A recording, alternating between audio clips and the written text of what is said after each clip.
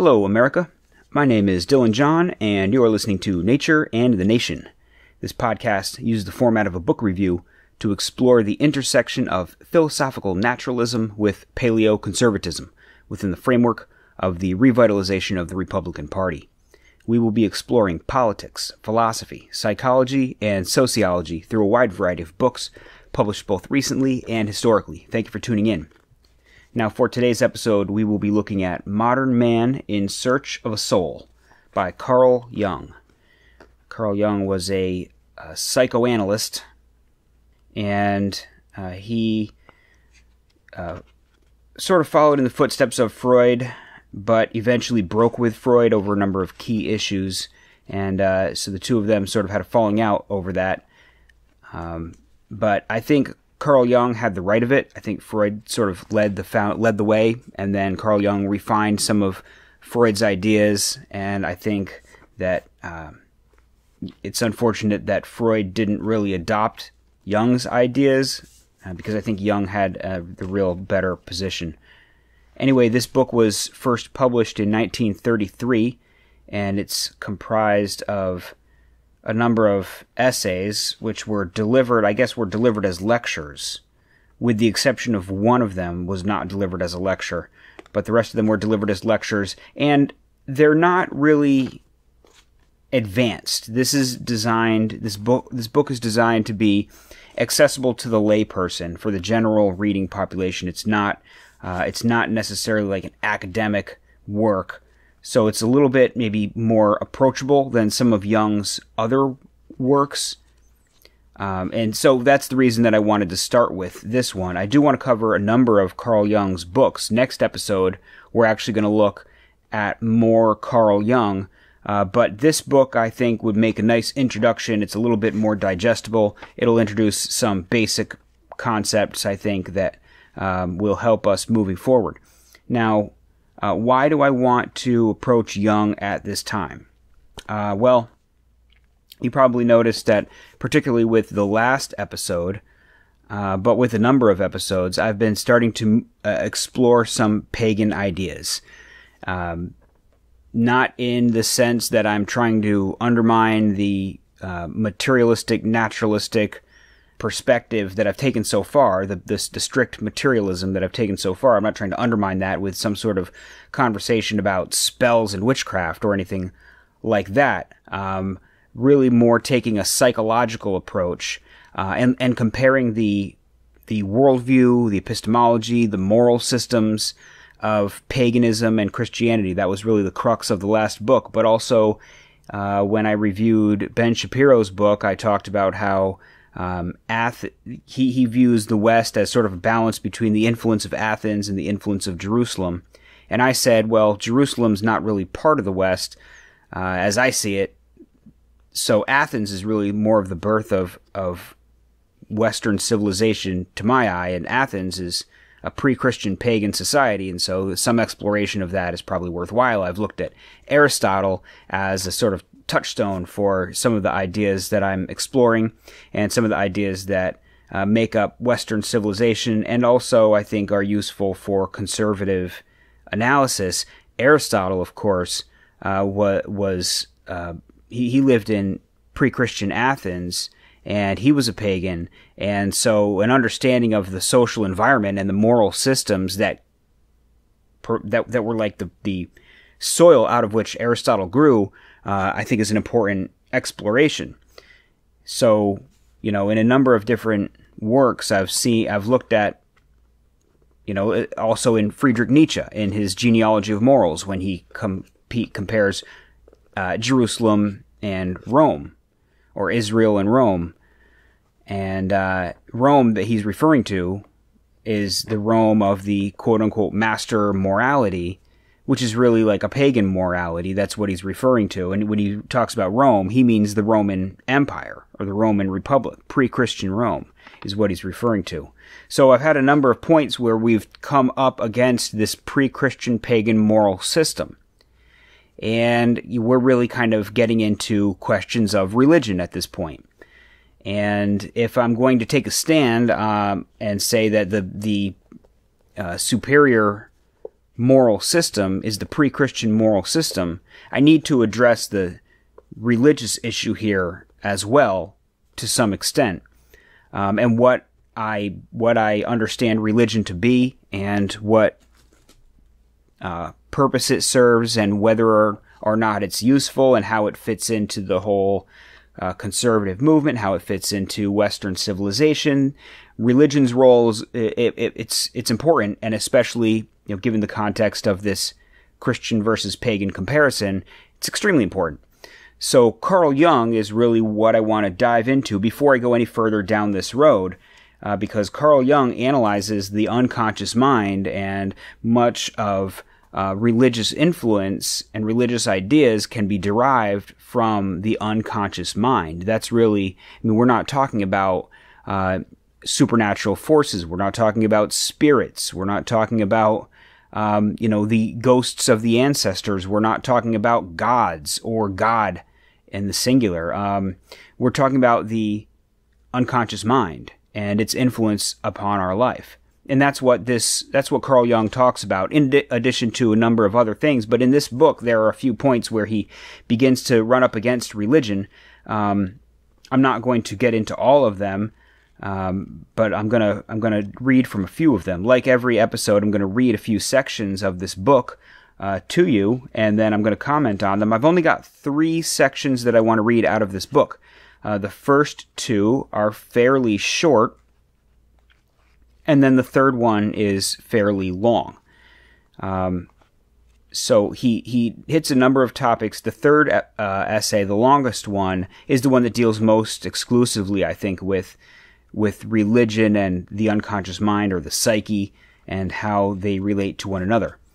The first section that I want to read from is from the first essay in the book, called Dream Analysis in its Practical Application. And in this section, he's talking about what the unconscious is and how we approach it. This is a fairly brief section, but this is, like I said, the first essay, so he's just beginning to sort of touch on a few of his ideas in this essay. So let me go ahead and read this first section that I wanted to read and discuss. He says, quote, "I was recently reproached with the charge that my teaching about the assimilation of the unconscious, were it accepted, would undermine culture and exalt primitivity at the cost of our highest values. Such an opinion can have no foundation other than the erroneous belief that the unconscious is a monster. Such a view arises from fear of nature and of life, as it actually is. Freud has invented the idea of sublimation to save us from the imaginary claws of the unconscious, but what actually exists cannot be alchemistically sublimated. And if anything is apparently sublimated, it never was what a false interpretation took it to be. The unconscious is not a demonic monster, but a thing of nature that is perfectly neutral as far as moral sense, aesthetic taste, and intellectual judgment go. It is dangerous only when our conscious attitude towards it becomes hopelessly false. And this danger grows in the measure that we practice repressions. But as soon as the patient begins to assimilate the contents that were previously unconscious, the danger from the side of the unconscious diminishes. As the process of assimilation goes on, it puts an end to the dissociation of the personality and to the anxiety that attends and inspires the separation of the two realms of the psyche. That which my critic feared, I mean the overwhelming of consciousness by the unconscious, is most likely to occur when the unconscious is excluded from life by repressions, or is misunderstood and depreciated. A fundamental mistake, and one which is commonly made, is this. It is supposed that the contents of the unconscious are unequivocal and are marked with plus or minus signs that are immutable. As I see the question, this view is too naive. The psyche is a self-regulating system that maintains itself in equilibrium as the body does. Every process that goes too far immediately and inevitably calls forth a compensatory activity. Without such adjustments, a normal metabolism would not exist, nor would the normal psyche. We can take the idea of compensation, so understood, as a law of psychic happening. Too little on one side results in too much on the other. The relation between conscious and unconscious is compensatory. End quote. So what he's saying here is that the unconscious is not a source of danger and monsters and all of the terrible things. And Freud has done some to advance this view with all of his ideas about the repressed incest drives and death drives and various things that we sublimate and repress in order to make it in the world. It sort of makes the unconscious out to be this swamp of terrible things that we've repressed from our childhood and things like that. Jung says no, it's just when it's a compensatory, when our conscious mind goes too far in one direction, our unconscious mind pushes us in the other direction to stabilize us, and he argues that these unconscious things do better when they are not repressed, but when they are allowed into our consciousness or coaxed into our consciousness or allowed into our consciousness, then they enhance us. These unconscious drives don't exist to destabilize us, and that we have to forcibly stabilize ourselves, but more that the unconscious exists for a reason, and the unconscious itself stabilizes us, but only when it is not aggressively repressed or misunderstood or depreciated. So that kind of creates the scenario where the unconscious mind is a valuable and important component of our psyche. Not something damaging or something indicating that we have some broken component to us, that even the healthiest person has a unconscious components in their life, and the healthier they are, the more these things are allowed into consciousness. Which isn't to say that you would ever reach a position of pure and total consciousness of everything. I don't think that that's necessarily possible. But regardless, that's the basic premise of that initial section there. And that was all I wanted to read out of that essay, just to kind of drive that point home as we begin to explore what the unconscious is. The next part I want to read is from the essay Freud and Jung, Contrasts. And this was the one essay that was not actually delivered as a lecture, but I believe was written specifically for this book. So in this section, as probably obvious from the title, he's comparing and contrasting some of his ideas with some of Freud's ideas in more detail. And there's a section here where I want to read that he begins to talk about his approach to the relation between religion and the unconscious. That begins to come up in this section. So here he says, quote, "I try to save myself, at least from the crassest prejudices, and am therefore inclined to recognize all manner of gods, provided only that they are active in the human psyche.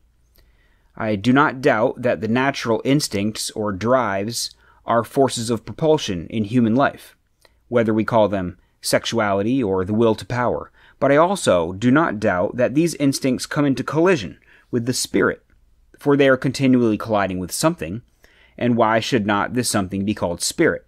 I am far from knowing what spirit is in itself, and equally far from knowing what instincts are. The one is as mysterious to me as the other, yet I am unable to dismiss the one by explaining it in terms of the other. That would be to treat it as a mere misunderstanding. The fact that the earth has only one moon is not a misunderstanding. There are no misunderstandings in nature. They are only to be found in the realms that man calls understanding. Certainly, instinct and spirit are beyond my understanding. They are terms that we allow to stand for powerful forces whose nature we do not know.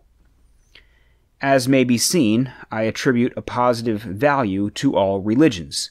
In their symbolism, I recognize those figures, which I have met with in the dreams and fantasies of my patients. In their moral teachings, I see efforts that are the same as or similar to those made by my patients. When, guided by their own insight or inspiration, they seek the right way of dealing with the forces of the inner life. Ceremonial, ritual, initiation rites, and ascetic practices in all their forms and variations interest me profoundly as so many techniques for bringing about a proper relation to these forces. I likewise attribute a positive value to biology and to the empiricism of natural science in general, in which I see a Herculean attempt to understand the human psyche by approaching it from the outer world. I regard the Gnostic religions as an equally prodigious undertaking in the opposite direction, as an attempt to draw knowledge of the cosmos from within. In my picture of the world, there is a vast outer realm and an equally vast inner realm. Between these two stands man, facing now one and now the other, and according to his mood or disposition, taking the one for the absolute truth by denying or sacrificing the other. This picture is hypothetical, of course, but it offers a hypothesis which is so valuable that I will not give it up. I consider it heuristically and empirically verified, and what is more, is supported by the consensus gentium. This hypothesis certainly came to me from an inner source, though I might imagine that empirical findings had led to its discovery. Out of it has come my theory of types, and also my reconciliation with views as different from my own as those of Freud. I see in all happening the play of opposites, and derive from this conception my idea of psychic energy. I hold that psychic energy involves the play of opposites in much the same way as physical energy involves a difference of potential, which is to say, the existence of such opposites as warm and cold, high and low. Freud began by taking sexuality as the only psychic driving power, and only after my break with him did he grant an equal status to other psychic activities as well. For my part, I have subsumed the various psychic drives or forces under the concept of energy in order to avoid the arbitrariness of a psychology that deals with drives or impulses alone. I therefore speak not of separate drives or forces, but of value intensities. By what has just been said, I do not mean to deny the importance of sexuality in psychic life, though Freud stubbornly maintains that I do deny it. What I seek is to set bounds to the rampant terminology of sex, which threatens to vitiate all discussion of the human psyche. I wish to put sexuality in its proper place. Common sense will always return to the fact that sexuality is only one of the life instincts, only one of the psychophysiological functions, though one that is without doubt very far-reaching and important." End quote. Okay, so what he's saying here, we'll start from the back, is that Freud has advanced this idea that sexuality is at the root of all psychological drives. He says, Freud began by taking sexuality as the only driving psychic power. Now, Jung is placing a whole slew of different drives and instincts and sources of psychic energy and factors of the human mind into play in addition to sexuality, so that it creates a more, I guess you could say, pluralistic view of the human psyche. The mental world of the average person has all these different things, and they're balanced against each other, right? This is the sort of compensatory nature of the unconscious, where it never goes too far in any direction. If one drive begins to overpower, other drives will become underpowered.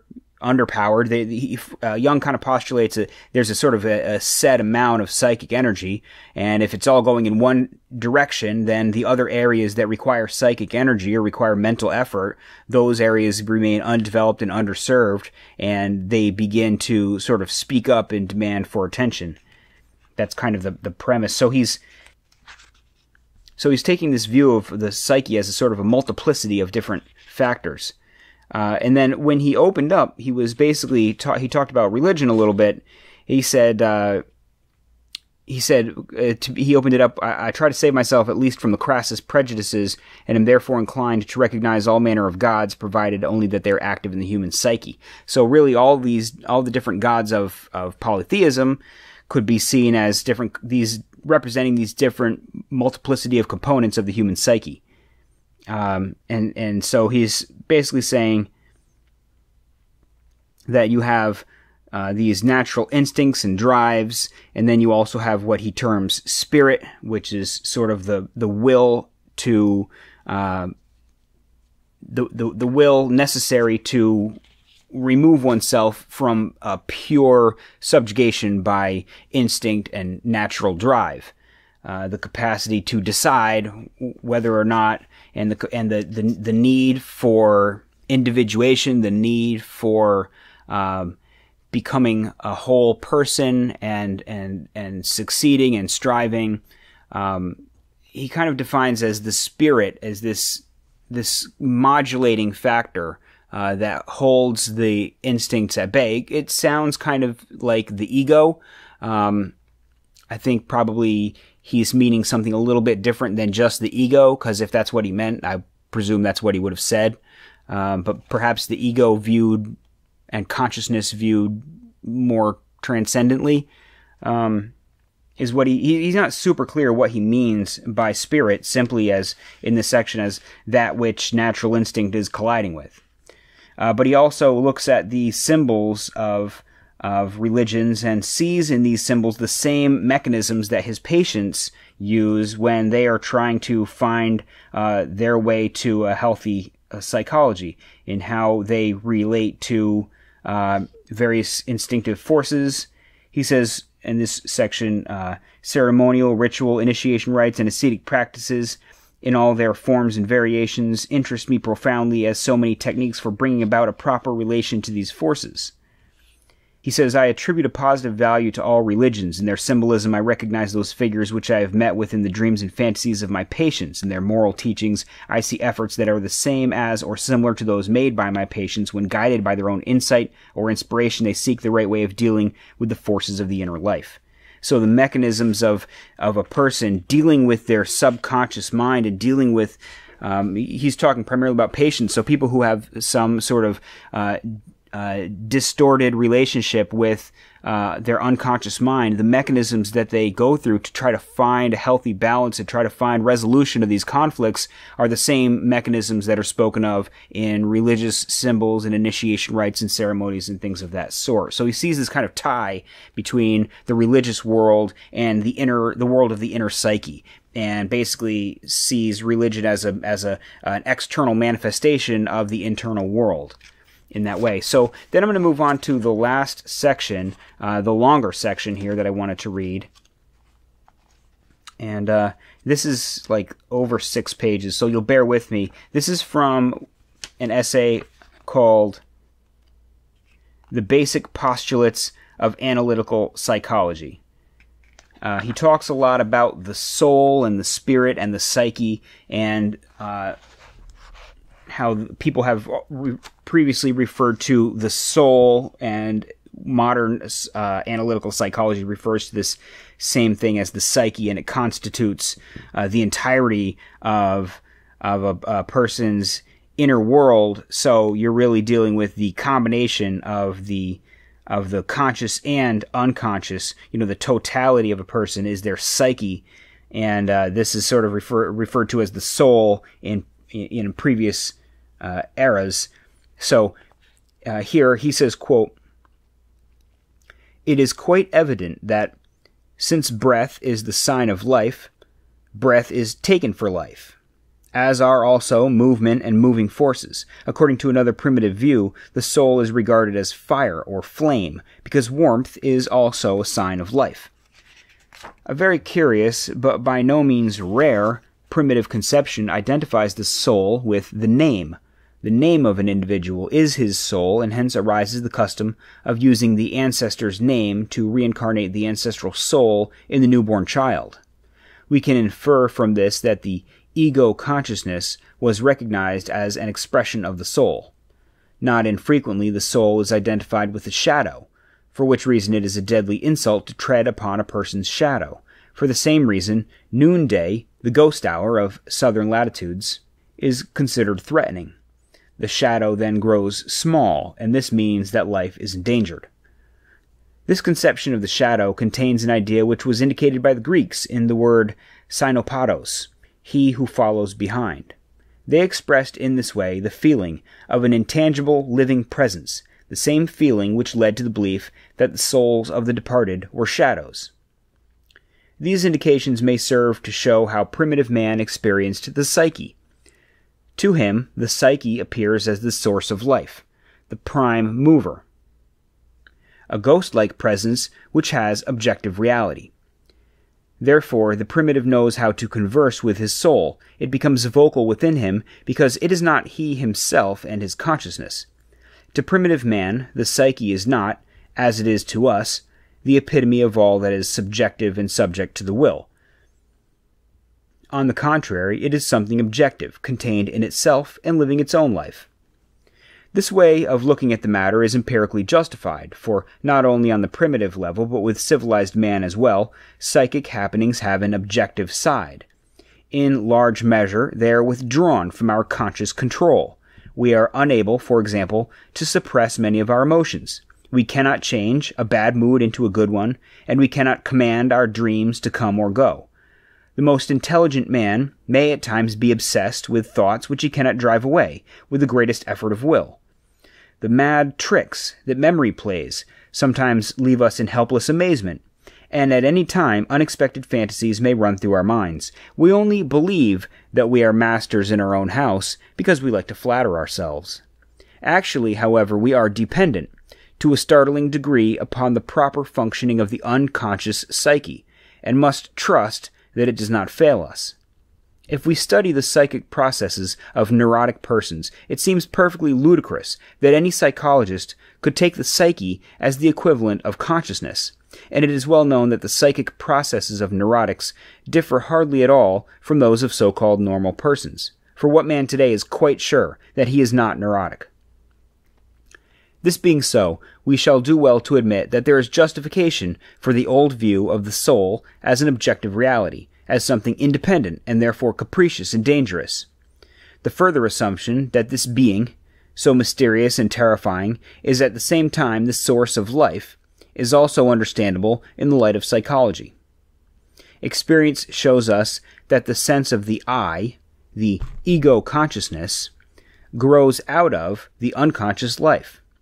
The small child has psychic life without any demonstrable ego consciousness, for which reason the earliest years leave hardly any traces in memory. Where do all our good and helpful flashes of intelligence come from? What is the source of our enthusiasms, inspirations, and of our heightened feeling for life? The primitive senses in the depths of his soul the springs of life. He is deeply impressed with the life-dispensing activity of his soul, and he therefore believes in everything that affects it, in magical practices of every kind. That is why, for him, the soul is life itself. He does not imagine that he directs it, but feels himself dependent upon it in every respect. However preposterous the idea of the immortality of the soul may seem to us, it is nothing extraordinary to the primitive. After all, the soul is something out of the common. While everything else that exists takes up a certain amount of room, the soul cannot be located in space. We suppose, of course, that our thoughts are in our heads, but when it comes to our feelings, we begin to be uncertain. They appear to dwell in the region of our heart. Our sensations are distributed over the whole body. Our theory is that the seat of consciousness is in the head, but the Pueblo Indians told me that Americans were mad because they believed their thoughts were in their heads, whereas any sensible man knows that he thinks with his heart. Certain Negro tribes located their psychic functioning neither in the head nor in the heart, but in the belly. To this uncertainty about the localization of psychic functions, another difficulty is added. Psychic contents in general are non-spatial, except in the particular realm of sensation. What bulk can we ascribe to thoughts? Are they small, large, long, thin, heavy, fluid, straight, circular, or what? If we wished to form a vivid picture of a non-spatial being of the fourth dimension, we should do well to take thought as a being for our model. It would all be so much simpler if we could only deny the existence of the psyche, but here we are with our immediate experiences of something that is. Something that has taken root in the midst of our measurable, ponderable, three-dimensional reality, that differs bafflingly from this in every respect and in all its parts, and yet reflects it. The psyche may be regarded as a mathematical point, and at the same time as a universe of fixed stars. It is no small wonder, then, if, to the unsophisticated mind, such a paradoxical being borders on the divine. If it occupies no space, it has no body. bodies die, but can something invisible and incorporeal disappear? What is more, life and psyche existed for me before I could say I, and when this I disappears, as in sleep or unconsciousness, life and psyche still go on, as our observation of other people and our own dreams inform us. Why should the simple mind deny in the face of such experiences that the soul lives in a realm beyond the body? I must admit that I can see as little nonsense in this so-called superstition as in the findings of research regarding heredity or the basic instincts. We can easily understand why higher and even divine knowledge was formerly ascribed to the psyche if we remember that in ancient cultures, beginning with primitive times, man always resorted to dreams and visions as a source of information. It is a fact that the unconscious contains subliminal perceptions, whose scope is nothing less than astounding. In recognition of this fact, primitive societies used dreams and visions as important sources of information. Great and enduring civilizations, like those of the Hindus and Chinese, built upon this foundation and developed from it a discipline of self-knowledge which they brought to a high pitch of refinement both in philosophy and in practice. A high regard for the unconscious psyche as a source of knowledge is by no means such a delusion as our Western rationalism likes to suppose. We are inclined to assume that, in the last resort, all knowledge comes from without. Yet today we know for certain that the unconscious contains contents which would mean an immeasurable increase of knowledge if they could only be made conscious. Modern investigation of animal instinct, as for example in insects, has brought together a rich fund of empirical findings which show that if man acted as certain insects do, he would possess a higher intelligence than at present. It cannot, of course, be proved that insects possess conscious knowledge, but common sense cannot doubt that their unconscious action patterns are psychic functions. Man's unconscious likewise contains all the patterns of life and behavior inherited from his ancestors, so that every human child, prior to consciousness, is possessed of a potential system of adapted psychic functioning. In the conscious life of the adult as well, this unconscious instinctive functioning is always present and active. In this activity, all the functions of the conscious psyche are prepared for. The unconscious perceives, has purposes and intuitions, feels and thinks as does the conscious mind. We find sufficient evidence for this in the field of psychopathology and in the investigation of dream processes. Only in one respect is there an essential difference between the conscious and unconscious functioning of the psyche.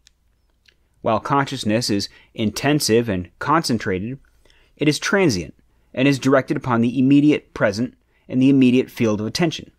Moreover, it has access only to material that represents one individual's experience stretching over a few decades. A wider range of memory is artificially acquired and consists mostly of printed paper. But matters stand very differently with the unconscious. It is not concentrated and intensive, but shades off into obscurity. It is highly extensive and can juxtapose the most heterogeneous elements in the most paradoxical way. More than this, it contains, besides an indeterminable number of subliminal perceptions, an immense fund of accumulated inheritance factors left by one generation of men after another, whose mere existence marks a step in the differentiation of the species.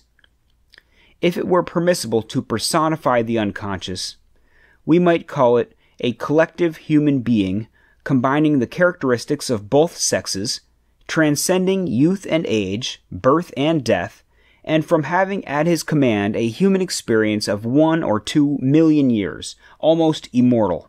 If such a being existed, he would be exalted above all temporal change. The present would mean nothing more nor less to him than any year in the 100th century before Christ. He would be a dreamer of age-old dreams, and owing to his immeasurable experience, he would be an incomparable prognosticator. He would have lived countless times over the life of the individual, of the family, tribe, and people, and he would possess the living sense of the rhythm of growth, flowering, and decay. Unfortunately, or rather let us say fortunately, this being dreams. At least it seems to us as if the collective unconscious, which appears to us in dreams, had no consciousness of its own contents, though of course we cannot be sure of this any more than we are in the case of insects. The collective unconscious, moreover, seems not to be a person, but something like an unceasing stream, or perhaps an ocean of images and figures, which drift into consciousness in our dreams or in abnormal states of mind. It would be positively grotesque for us to call this immense system of experience of the unconscious psyche an illusion, for our visible and tangible body itself is just such a system. It still carries with it the discernible traces of primeval evolution, and it is certainly a whole that functions purposively, for otherwise we could not live. It would never occur to anyone to look upon comparative anatomy or physiology as nonsense, and so we cannot dismiss the collective unconscious as illusion, or refuse to recognize and study it as a valuable source of knowledge. Looked at from without, the psyche appears to us to be essentially a reflection of external happenings, to be not only occasioned by them, but to have its origin in them. And it also seems to us that the unconscious can be understood only from without and from the side of consciousness. It is well known that Freud has attempted an explanation from this side, an undertaking which could only succeed if the unconscious were actually something which came into being with the existence and consciousness of the individual. But the truth is that the unconscious is always there beforehand, as a potential system of psychic functioning handed down by generations of man. Consciousness is a late-born descendant of the unconscious psyche. It would certainly show perversity if we tried to explain the lives of our ancestors in terms of their late descendants. And it is just as wrong, in my opinion, to regard the unconscious as a derivative of consciousness. We are nearer the truth if we put it the other way around. But this was the standpoint of past ages, which always held the individual soul to be dependent upon a world system of the spirit. They could not fail to do so because they were aware of the untold treasure of experience lying hidden beneath the threshold of the transient consciousness of the individual. These ages not only formed an hypothesis about the world system of the spirit, but they assumed without question that this system was a being with a will and consciousness, was even a person, and they called this being God, the quintessence of reality. He was for them the most real of beings, the first cause, through whom alone the soul could be understood. There is psychological justification for this supposition, for it is only appropriate to call divine an almost immortal being whose experience, compared to that of man, is nearly eternal." End quote. So that was a bit of a longer section there, but he goes through a number of important points. Primarily is the idea that the unconscious is the aggregation of the experiences of all of our ancestors for millions of years. And really, what he's saying is that just like the body is a product of evolution, and that in our body we carry the traces of all of our ancestors going back, millions of years, the same is true of the unconscious. The experiences of humanity created the unconscious mind through the same process of evolution. Really, what we're getting at is that the components of the unconscious mind, particularly the components of the collective unconscious, which is really what he's talking about, and he uses that phrase in that section. But the collective unconscious is the aggregation of these unconscious components that are common to all of humanity. And he, in various places in his writing, he kind of differentiates between like a collective unconscious that belongs to humanity and then collective unconscious that belongs to particular peoples, nations, and tribes and things like that. But what he's saying is that this unconscious, just like we've talked about with kind of to draw an analogy to Edmund Burke in his approach to tradition, what the unconscious contains is the wisdom of the ages.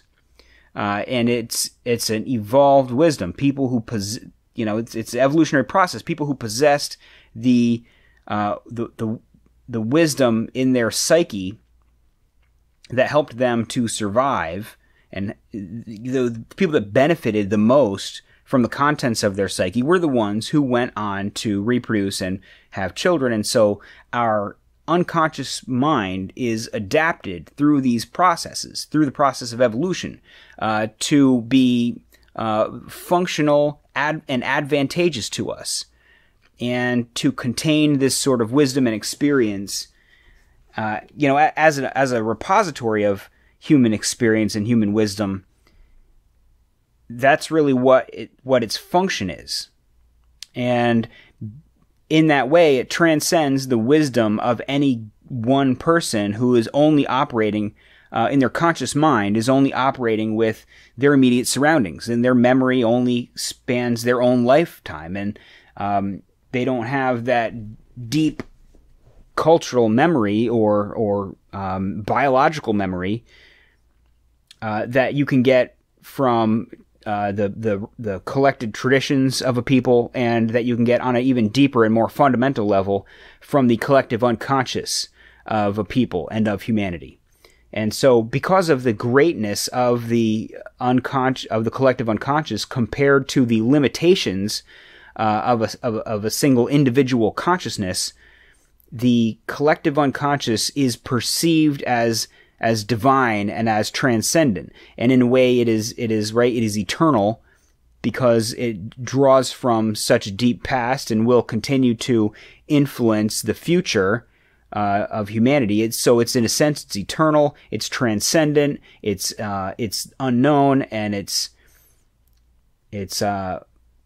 seemingly infinitely wise. And so it becomes equated with God in the religious mind. So when we talk about God, we're talking about the collective unconscious, and when we talk about the gods, we're talking about components of the collective unconscious. And the way that we understand these things is through the processes that we go through to communicate with the collective unconscious, namely dreams and visions, meditations, inspirations, the gentle ways that we interact with our unconscious mind. And perhaps someone who has perhaps a more seemingly direct connection with their unconscious mind, who's subject to these intense visions and things, those become like the shamans and the spiritual leaders of people through their greater connection to the unconscious mind. That's all really interesting stuff, and I think it's going to form sort of our foundation, because going forward, we're going to continue to look at religion and the role that it plays. I find it really fascinating, and since we're getting into so much of naturalism and the break from a supernatural understanding of reality, how that affects religion, how religion affects our politics, and how religion affects our philosophy and our the way that these things are all kind of connected together is really interesting, and is going to form a basis of much of some future episodes. But in particular, I am interested in the pagan side of things, because that's where I'm finding this interesting moral system that initially we saw in Jonathan Haidt's The Righteous Mind. And then we tracked back to Aristotle, and we related to Nietzsche, and there's a lot in the pre-Christian paganism that is similar to some conservative ideas. This whole thing I just find really interesting, but religion is going to have to be a part of this conversation when viewed from the naturalistic perspective, and it seems like the correct approach to do that in is both an evolutionary approach, but also in a Jungian archetypal approach. What are the archetypes? We'll get into more of the archetypes and how exactly we're going to approach the unconscious mind and the human psyche in the next episode, and in some upcoming episodes where we deal more completely with Jung. So that will wrap up today's episode, and I hope you come back next time for more exploration of Carl Jung. Thanks.